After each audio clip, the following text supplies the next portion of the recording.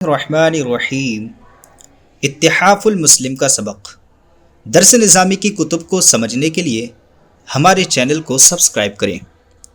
الترغیب فی لزوم المساجد والجلوس فیہا، یہ باب ہے مساجد کے لوازمات میں ترغیب دلانے میں اور مساجد کے اندر بیٹھنے کے حوالے سے، یعنی مساجد کے اندر کیا کیا چیزیں لازم ہیں ان چیزوں کے بارے میں یہ ترغیب دلانا ہے، اور مساجد میں بیٹھنے کے حوالے سے ترغیب دلانا ہے۔ عن ابی ہریرہ رضی اللہ تعالی عنہ، ابو ہریرہ رضی اللہ تعالی عنہ سے روایت ہے، وہ کہتے ہیں سمعت رسول اللہ صلی اللہ علیہ وآلہ وسلم یقول، میں نے اللہ کے رسول صلی اللہ علیہ وآلہ وسلم کو فرماتے ہوئے سنا، سبعۃ یظلھم اللہ فی ظلہ یوم لا ظل الا ظلہ، 7 لوگ ایسے ہیں یظلھم اللہ، اللہ جن کو سایہ دے گا، فی ظلہ اپنے سائے میں، اللہ جن کو اپنے سائے میں رکھے گا، یوم ایسے دن، لا ظل الا ظلہ، جس دن کوئی سایہ نہیں ہوگا سوائے اللہ عز و جل کے سائے کے۔ اب وہ 7 لوگ ہیں کون سے؟ تو فرمایا الامام العادل، نمبر 1 ہے عادل امام، انصاف کرنے والا امام، وشاب نشأ فی عبادت ربہ، اور ایک وہ جوان جو اپنے رب کی عبادت میں جوانی گزارے، ورجل قلبہ معلق فی المساجد، اور ایک وہ شخص جس کا دل مساجد میں لگا رہے، ورجلان تحابا فی اللہ، اور وہ 2 لوگ جو اللہ عز و جل کے رضا کے لیے محبت کریں آپس میں، اجتماعا علیہ، جب جمع ہوں تو اللہ عز و جل کے لیے جمع ہوں، وتفرقا علیہ، اور جب دونوں جدا ہوں تو اللہ عز و جل کے لیے جدا ہوں، ورجل طلبتہ امرأۃ ذات منصب وجمال، اور ایک وہ شخص یعنی ایک شخص وہ ہے جس کو اللہ عز و جل اپنے سائے میں رکھے گا قیامت کے دن، ایک وہ شخص ہے جس کو ایک حسین اور خاندانی عورت بلائے، فقالا، تو وہ کہہ دے انی اخاف اللہ، میں بے شک اللہ عز و جل سے ڈرنے والا ہوں، ورجل تصدق اخفى حتى لا تعلم شماله ما تنفق يمينه، اور ایک وہ شخص اللہ عز و جل کے سائے میں ہوگا جو ایسے صدقہ کرے، جو ایسے پوشیدگی کے ساتھ صدقہ کرے یہاں تک کہ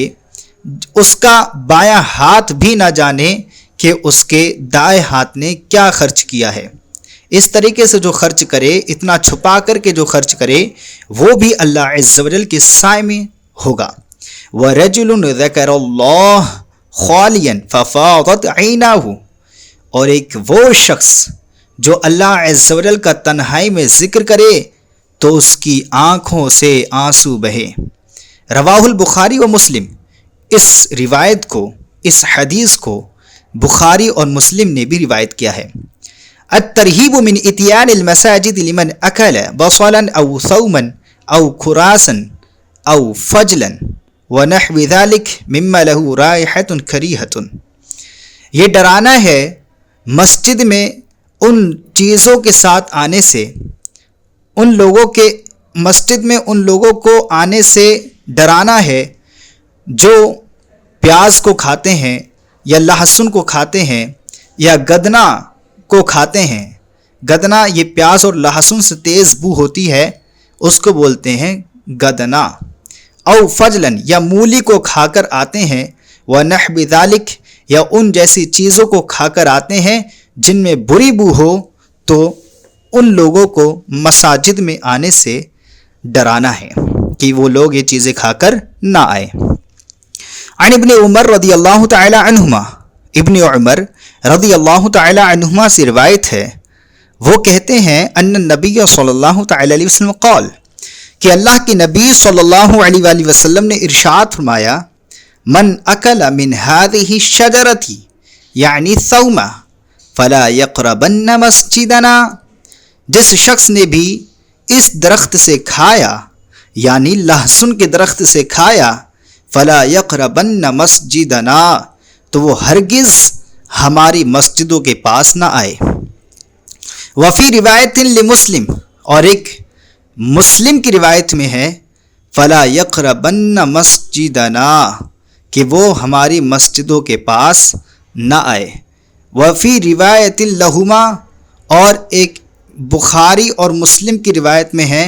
فلا یأتین المساجد تو ہماری مسجدوں کے پاس تو وہ مساجد یعنی مسجدوں کے پاس نہ آئے۔ وعن انس رضی اللہ تعالی عنہ اور انس رضی اللہ تعالی عنہ سے روایت ہے، وہ کہتے ہیں قال النبی صلی اللہ تعالی علیہ وآلہ وسلم اللہ کے نبی صلی اللہ تعالی علیہ وآلہ وسلم نے ارشاد فرمایا من اکل من هذه الشجرۃ جو شخص اس درخت سے کھائے فلا یقربنا تو وہ ہمارے پاس نہ آئے، او لا یصلین معنا یا وہ ہمارے ساتھ نماز نہ پڑھے۔ ورواہ البخاری و مسلم اس روایت کو بخاری اور مسلم نے روایت کیا ہے۔ وعن جابر رضی اللہ تعالی عنہ قال اور جابر رضی اللہ تعالی عنہ سے روایت ہے، وہ کہتے ہیں قال النبی صلی اللہ تعالی علیہ وآلہ وسلم نبی پاک صلی اللہ تعالی علیہ وآلہ وسلم نے ارشاد فرمایا من اکل ثوما او بصلا فلیعتزلنا جو شخص بھی لہسن کھائے یا پیاز کھائے تو چاہیے کہ وہ ہم سے دور ہو جائے۔ او فلیعتزل مسجدنا یا تو یہ فرمایا یا چاہیے وہ ہماری مسجدوں سے دور ہو جائے۔ ولیقعد فی بیتہ اور چاہیے کہ وہ اپنے گھر میں جا کر بیٹھ جائے۔ رواہ البخاری و مسلم اس کو امام بخاری نے اور امام مسلم نے روایت کیا ہے۔ وفی روایت لمسلم اور مسلم کی روایت میں ہے من اکل البصل والثوم جو شخص بھی پیاز کھائے اور لہسن کھائے والکراث اور گدنا کھائے لا یقربن مسجدنا تو وہ ہماری مسجدوں کے پاس نہ آئے۔ فإن الملائکۃ تتأذی مما یتأذی منہ بنو آدم کیونکہ فرشتوں کو تکلیف پہنچتی ہے، فرشتے تکلیف رساں ہوتے ہیں ان چیزوں سے جس سے آدمی کو تکلیف پہنچتی ہے۔ وفی روایت اور ایک روایت میں ہے نہا رسول اللہ صلی اللہ علیہ وآلہ وسلم عن اکل البصل والکراث کہ نبی کریم صلی اللہ علیہ وآلہ وسلم نے پیاز اور گدنا کھانے سے منع فرمایا۔ فغلبتنا الحاجت تو ہم کو حاجت پیش آئی، ہم کو حاجت نے غلبہ دیا، یعنی ہمیں بہت زیادہ ضرورت پیش آئی۔ فاکلنا منہا تو ہم نے اس سے کھا لیا، یعنی پیاز سے یا گدنا سے کھا لیا۔ فقالا تو فرمایا نبی کریم صلی اللہ علیہ وسلم نے من اکل من هذه الشجرۃ المنتنۃ جو شخص اس بدبودار درخت سے کھائے فلا یقربن مسجدنا تو ہماری مسجدوں کے پاس نہ آئے۔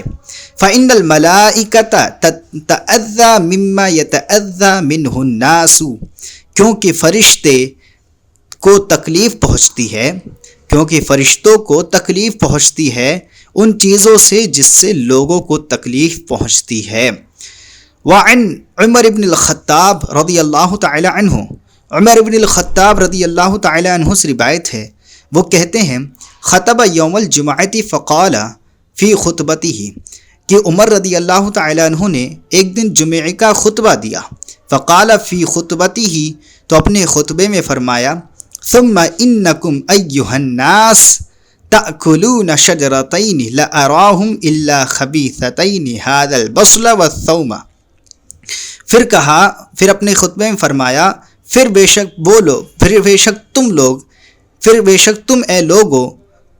ان دو درختوں سے کھاتے ہو۔ لا اراہما میں ان کو کیا سمجھتا ہوں، میں ان کو خبیث سمجھتا ہوں، میں ان کو برا سمجھتا ہوں، یعنی میں ان کو نہیں سمجھتا مگر برا، یعنی میں ان کو صرف برا ہی سمجھتا ہوں۔ اور وہ کیا ہے؟ دو درخت، ایک پیاز ہے اور ایک لہسن ہے۔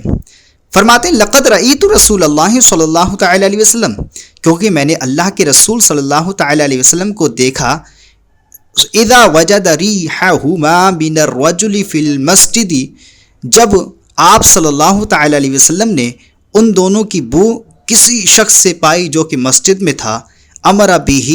تو اس کو حکم دیا، فاخرج الی البقیع، تو اس کو بقیع کی طرف نکال دیا گیا، فمن اکلہما فلیمتہما طبخا، تو جو شخص بھی ان دونوں کو کھائے تو چاہیے کہ وہ ان کو پکا لے۔ وعن ابی ہریرہ رضی اللہ تعالی عنہ، اور ابو ہریرہ رضی اللہ تعالی عنہ سے روایت ہے، وہ کہتے ہیں قال رسول اللہ صلی اللہ تعالی علیہ وسلم، وہ کہتے ہیں کہ اللہ کے رسول صلی اللہ تعالی علیہ وآلہ وسلم نے ارشاد فرمایا، من اکل من هذه الشجرة الثوم فلا یؤذن به فی مسجدنا هذا، جو شخص بھی اس درخت سے کھائے، یعنی لہسن کے درخت سے کھائے، فلا یؤذن به، تو وہ ہم کو اس کے ذریعے تکلیف نہ پہنچائے ہماری اس مسجد میں آ کر کے۔ وعن ابی ثعلبہ رضی اللہ تعالی عنہ، اور ابو ثعلبہ رضی اللہ تعالی عنہ سے روایت ہے، انہ غزا مع رسول اللہ صلی اللہ تعالی علیہ وسلم خیبر، کہ انہوں نے رسول اللہ صلی اللہ تعالی وسلم کے ساتھ جنگ خیبر کی، فوجدوا فی جنانها بصلا وثوما، تو انہوں نے اس جنگ خیبر کے باغات میں پیاز اور لہسن پائے، فاکلوا منہ وہم جیاع، فاکلوا منہ، تو ان لوگوں نے اس میں سے یعنی پیاز یا لہسن میں سے کچھ کھا لیا، وہم جیاع، اور وہ بھوکے تھے۔ فلما راح الناس الی المسجد، تو جب لوگ مسجد کے پاس آئے شام کو، اذا ریح المسجد بصل وثوم، تو مسجد فوراً پیاز اور لہسن کی مسجد میں پیاز اور لہسن کی بو پھیل گئی۔ فقال النبی، تو نبی کریم صلی اللہ تعالی علیہ وسلم نے ارشاد فرمایا، من اکل من هذه الشجرة الخبیثة فلا یقربنا، جو شخص اس خبیث درخت سے کھائے تو ہمارے پاس نہ آئے۔ فذکر الحدیث بطولہ، تو اس حدیث کو اس کو درازگی کے ساتھ ذکر کیا ہے۔ رواہ الطبرانی باسناد حسن، اس کو امام طبرانی نے حسن سند کے ساتھ بیان کیا ہے۔ وہو فی مسلم من حدیث ابی سعید الخدری، اور یہ حدیث مسلم میں بھی ہے اور یہ ابو سعید خدری کی حدیث سے نقل کی گئی ہے۔